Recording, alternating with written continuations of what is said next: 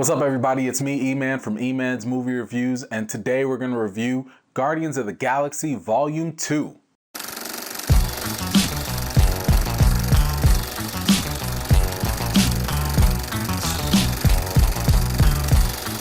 Just a heads up, this is the non-spoiler version. I do have a spoiler version of this review. It's kind of the same, except obviously I include spoilers in it. You can head on over to my other video for that.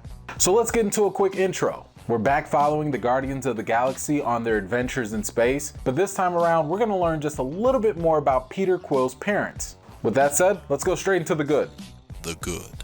Right off the bat, the visuals do not disappoint. You could immediately tell that the 3D element was present and it was definitely worth it. The colors were vibrant and ever present throughout the entire film. Beyond that, another highlight in this movie is the humor, and you could tell that there's more intent in making this movie funny. But what I liked about the humor was the fact that it didn't overtake the drama. Director James Gunn found a really nice way of blending both the humorous moments and the dramatic moments. But speaking about the drama, this is probably the most emotionally driven Marvel movie to date. They handled these daddy issues really well. If you pay attention to a lot of Marvel movies, daddy issues feel like a constant theme. It was almost like every character got a dose of Dr. Phil therapy or something. And that's another thing that I really liked about this movie. A lot of the characters were really well developed, especially Yondu, which was surprising. I didn't know that character had so much depth to him.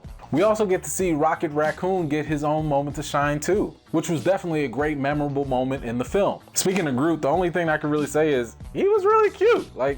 That was it. Now, one thing that I noticed was the fact that, and this happens often in many different sequels, but whenever they find something that's really, really good in the first movie, they really like to milk it and emphasize it in the sequel. And that's exactly what kind of happened in this entire movie. They saw that the humor was a good thing, so they milked it and more humor is put into it. All right, enough of that. Let's get straight into the bad. The bad. Maybe this is nitpicking a little bit, but I really didn't like the fact that they changed Drax's character to the point where now he's constantly laughing, he's constantly making jokes, he's pulling practical jokes. It just felt really weird.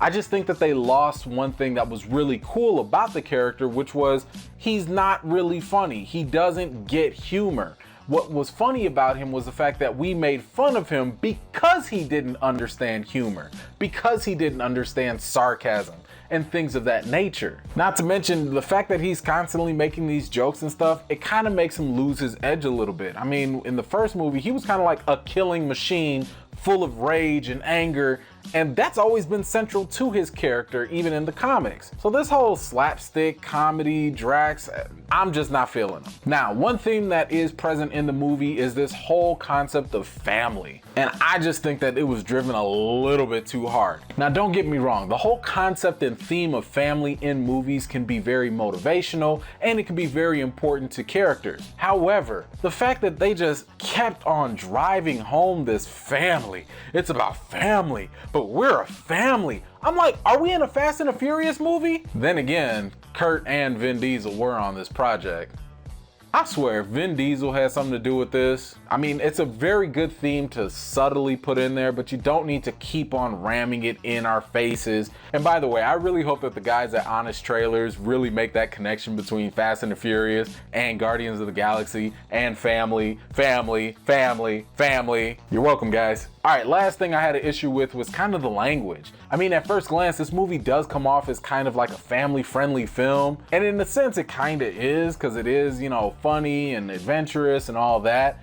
But man, they just really were dropping a lot of S-bombs, A-bombs, B-bombs. Not to mention, there's a lot of death in this movie as well. It's not graphic or anything, but a lot of people die. So yeah, it's just not necessarily something I'd probably bring my 9-year-old to come and see. One other thing I had a bit of an issue with was the fact that they had a lot of references to like 80s pop culture or something. And I was just thinking to myself, like, who is this for? Is this for people that are like 40 years old and older? Or I don't want to disparage any of our older viewers out there, but given the fact that this movie is kind of targeted towards a younger audience, I just don't know if those references and jokes are really gonna land too much. So whatever. All right, let's head on to the reason.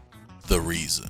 You know, the funny thing about this is, this movie felt like this was Marvel's version of Men in Black. But not only that, this also felt like Marvel's version of Deadpool. And I say that in the sense that it was able to make fun of itself without breaking the fourth wall. Personally, if I had to compare the two, I'd probably say that the first Guardians was a little bit better. I think it was a little bit more grounded, less animated, a little bit more practical, and it was just a really good, well-rounded movie. Now, the thing with Volume 2 is, it's just that it's a different movie. It has a whole different feel to it compared to the first movie. If the first one were to be considered as like a sci-fi action adventure, the second one is more of like a sci-fi drama comedy. By the way, and hopefully you know this by now, this is a Marvel movie, so make sure you stay all the way until the end of the credits. There are going to be 5 end credit scenes that you don't want to miss. So when it comes to the rating for Guardians of the Galaxy Volume 2, I've got to give it a 9 out of 10. Look, this was a really good movie.